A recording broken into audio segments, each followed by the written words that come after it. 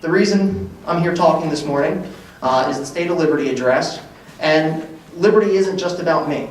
It isn't just about PA Revolution. It isn't just how I see it. So I've asked two good friends of mine that have been involved in liberty across the state to actually share a little bit of their view of what State of Liberty is for them in Pennsylvania. And I'd like to first call up Mike Salvi from Truth, Freedom, Prosperity out of Philadelphia. Mike?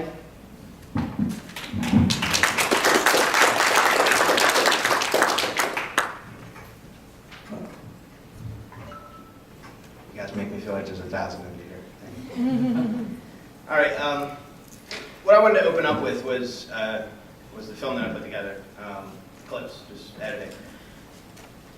There was 3 different aspects to that. The first one was the free hugs, and admittedly, it's goofy.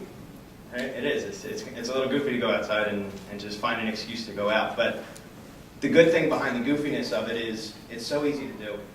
It's an excuse to get outside. Give somebody a hug. How's it feel? It feels amazing. So it's just an excuse for us to kind of get out, find creative, artistic ways for people to change their minds. My attitude is, I think that we can still kind of have one foot in the legislative process, and then there's also another thing where this entire battle is really, the battleground is our minds. And I think that the more and more that we kind of, in a polite, positive way, shake people up and get them to think a little bit. When people flinch and reject a free hug, kind of makes them stop and think, maybe why did I just do that? So, again, it's just a fun excuse to get out. It's a little hippie-ish, but it's pretty fun. The next part was the Uncle Sam clip. And that was put together by 2 guys who are on tour right now, 13 weeks, 13 cities. It's Adam and Pete. And they're a little bit more aggressive and in your face about confronting law enforcement. They go right up, put cameras right in front of their faces and start asking them questions about where do you really think you get this authority from? Do you really think that you own me? And it's very interesting, and that's kind of over here, I hate to say fringy, but it's on this side of it. What he did with this Uncle Sam idea, I think it's brilliant because he got dressed up as Uncle Sam, walks around in major cities, and people say, oh, there's Uncle Sam. They get excited. They want to go take their picture, and all of a sudden he says, how do you like the fact that I have the right to rob you? And he starts asking all kinds of thought-provoking questions and calls himself an a-hole, and I'll be here to take your money and give me everything that's in your wallet. And it shocks people. So it's fun. But it's shocking in a fun way because he's got the right type of charisma. One thing that you'll notice is it doesn't really matter what we've done. So it seems like those 2 things really don't really go together, but they do because they're watched. And they're watched by us, and our big common theme now in Philly is we're always having cameras with us, constantly. 3, 4 cameras at a time. A lot of people on their iPhones have different applications that can actually upload it and do a live feed. Okay? The reason for that is this. We're not looking to get in any trouble. We're not looking to get arrested. We're not looking to cause any type of disturbance. However, as we can see clearly in George Donnelly's case, which is the more serious matter, and I put that at the end because that has more of a watchful aspect to it. George had 1 camera that day, and that was it. There was nobody else filming him. Had there been somebody else filming him across the street, maybe he wouldn't have gotten locked up. Maybe he wouldn't have gotten arrested for just holding onto his camera. Admittedly, his only mistake in that whole situation during that outreach was he didn't let go of his camera when 9 federal agents tackled him. Shame on him. So, and it just got twisted and take a question. Was that a cough or okay, fair enough. So that's the whole point of this. Now we adopted the idea of calling it Love Police only because it was catchy. A lot of people like it, and some people don't. But the whole point of it is that we are out there, and I opened up with, the spin on the Second Amendment about, I really do believe that the playing field is not leveled at all. A couple hundred years ago it was different when they made sure everybody had rifles because that's all the opposition had. At this point, but number one, I don't even want to go that route. I don't think anybody does. Even if we wanted to, we don't have a chance. I think the only thing that we have left is to expose overstepping of police power, overstepping of tyrannical power, whatever branch it comes through, is to expose it as best as we possibly can. So that's the whole point of Love Police, and it's fun. There's a lot that we've done. In Philly, we've started out with our main focus really is the End the Fed movement. Not necessarily trying to get legislation to end the Fed, but at least to get people to start thinking about using other things other than Federal Reserve notes. So we've marched. We start at City Hall. We work our way down Market Street. We create this huge roar. The police come with us, and we get escorts with megaphones, all kinds of stuff, and it's a lot of fun. Police escorts. What's interesting now is it's kind of gotten a little redundant.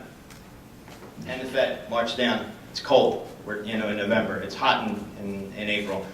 It's kind of boring after a little while, screaming the same message over and over and over again, especially something that's a subject matter as exciting as economics and sound money. And how exciting is that for people? So we try to put a fun spin on it. This time we threw a concert and we renamed it, we called it Fedstock. And we were out on the lawn at Independence Mall, and we had bands performing, people had their shoes off, laying out on the grass. I mean, it was a lot of fun. We had speakers come out, but we also just made it catchy. Right? We wanted to do something different. We had Amy Allen come out and perform. We just got really lucky with her coming out, Jordan Page. We had a lot of fun that day. And it created a message because people walked by and just wanted to hear the music. But then they're also going to get a message too about sound money, economics. And we're trying to make that a little less boring, I guess. So that's another thing. There's a lot of different types of organizations down in Philly, but with Truth, Freedom, Prosperity, what we've done is we've tried to create a meetup that's really just a central hub for different grassroots leaders in our area. There's no main theme to it. People ask me all the time, what's it all about? I say, truth, freedom, and prosperity. There's really not too much else more than that. We try to keep those principles as grounded as possible. There are controversial topics that come up, but there's really nothing taboo. I mean, if somebody wants to talk about something that's so far into you, that's fine, as long as the whole point is freedom. We give each other permission to talk about different things. We've also created a little bit of somewhat of a community, and we've, there's the fun, the relationships, and all that stuff that's built out of it too. We do networking socials, street outreaches. Street outreaches are, I think, where it's really at, because you really get a chance to engage people publicly.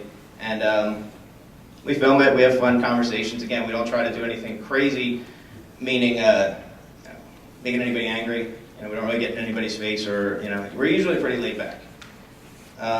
Different organizations are the Student Liberty Front down at Drexel University. Unfortunately, they can't be here because they have a huge Mid-Atlantic conference going on this weekend too. So, but the Student Liberty Front is huge. Temple Libertarians, even UPenn has a group too. The good thing here is that the young people are starting to pay attention to this a little bit more. I'm 32 years old. My generation, we didn't think about this at all, just 10 years ago, unfortunately. I didn't, maybe some did, but I think it's become cool to get involved in this sort of thing. And what else did I write down? Jake Town. I just wanted a random Jake Town plug. What else did I write?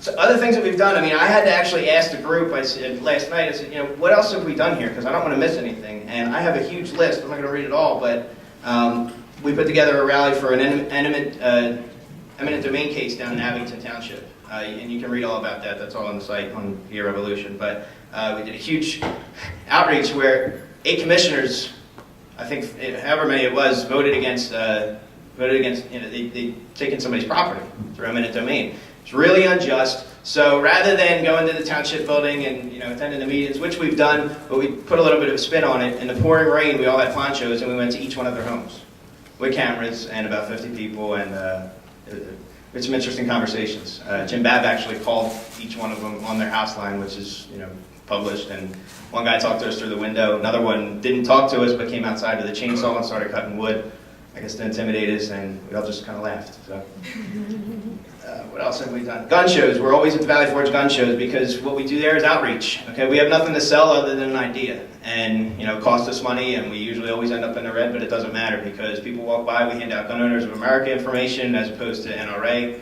Not to, no offense to anybody, but I would look at the two and make your own decision. Barter. We promote barter like crazy. We do everything that we can to plug Del Valley Silver and trade in with anything other than Federal Reserve notes, in this case, silver tokens. We always have Campaign for Liberty tables at as many events as we can get them at. As committees of safety, if you're not familiar with that, you can go to their website. I won't go into everything about it, but we had a huge table at the National Conference for State Legislators last summer, and that was huge. I'd never have been involved in this before, and here I am setting up a table to go stand in front of thousands of state legislators and try to convince them that I know what I'm talking about. So it was a little out of the box for me, but it was a big outreach. Tea parties were always involved in. I was in the parade on Independence Day last year. I've never even gone to the parade, and I'm from Philadelphia. And it was just interesting to be up on a float and handing out constitutions and running up to the newscasters and getting people to think a little bit more.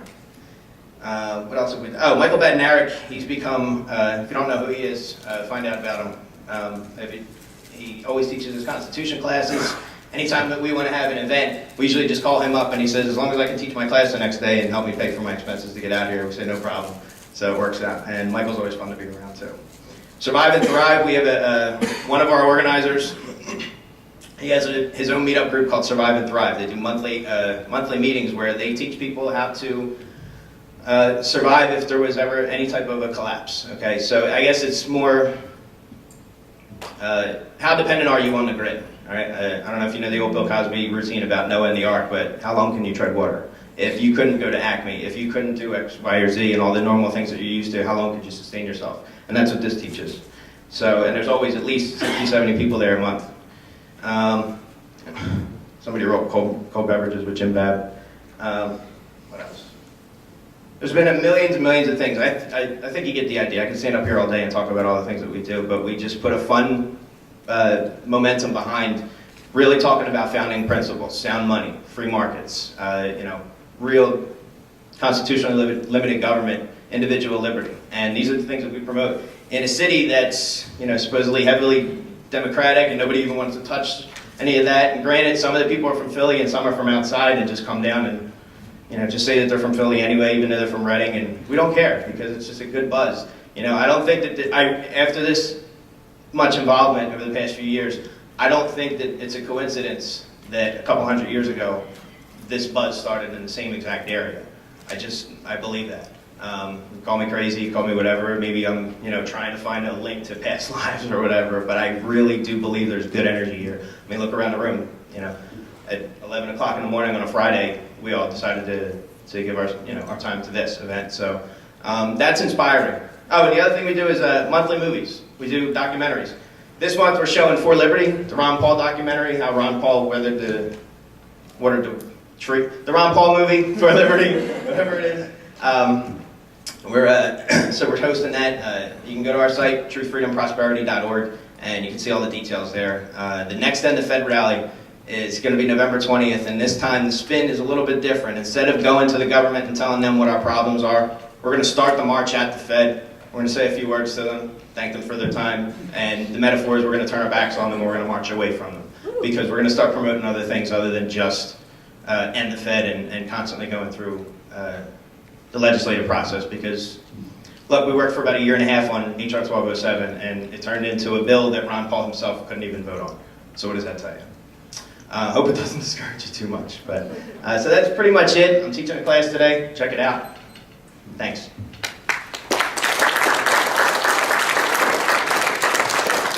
Oh, and I'm not a terrorist.